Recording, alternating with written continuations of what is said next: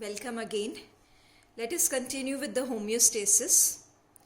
Homeostasis is not only maintaining constant internal temperature.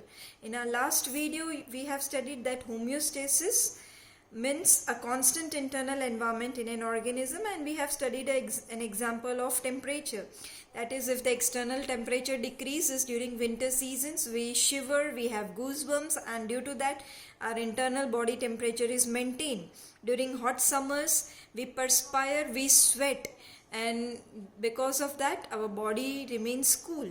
Okay, so homeostasis is not only maintaining constant internal temperature but constant internal environment, complete environment. Not only to maintain temperature but complete environment should be maintained, and that is called homeostasis. When we eat food, this is again an example, that is, when we eat food, blood sugar level increases, and on the contrary, pancreas secretes insulin hormone. Insulin hormone will decrease the sugar level, and this is what? It is a natural mechanism which helps in homeostasis, which helps in maintaining the internal environment. Understood? So homeostasis is not only to maintain the constant internal temperature but constant internal environment, and this is the example. Another example is hot water bags and ice bags. Okay, if the external temperature increase, okay, external temperature is increased, there is increase in the external temperature, but the internal temperature remains constant. Clear? Now we'll be seeing about all living organisms cannot adapt in similar ways. There are different ways to adapt. Living organisms have produced different methods, different ways through which they can adjust, they can adapt in the changing environment. And these different ways are: first is regulation, second is conform, third is migrate, and fourth is suspend. Okay. Now first method or first way is regulate, which is observed in mammals and birds.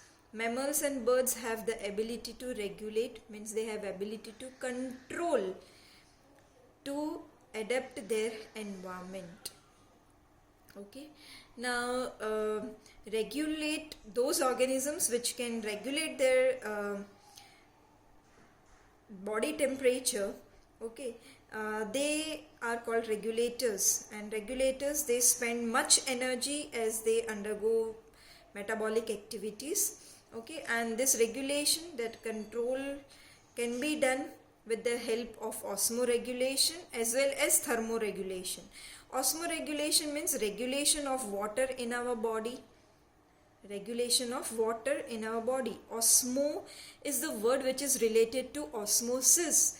Osmosis you have studied in 9th standard. It is the process of movement of water from the region of higher concentration to the region of lower concentration through a semi-permeable membrane. So osmosis is the term related to water. Okay, so osmoregulation means regulation of water in our body, and thermoregulation means maintaining a constant temperature within our body. Okay. Example of thermoregulation is our body temperature is maintained during summer and winter. We have already seen it. Okay, during winter season by shivering and by goosebumps, and during summer season by sweating. The internal body temperature is being maintained.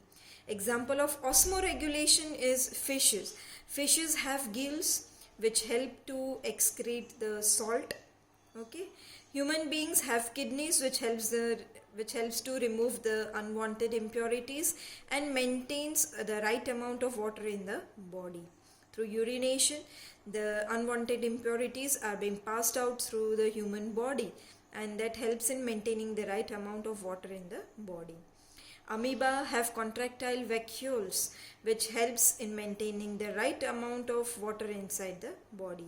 Contractile vacuoles, they stores the unwanted substances which are then removed out of the body. So contractile vacuole helps in maintaining the right amount of body inside the body of amoeba.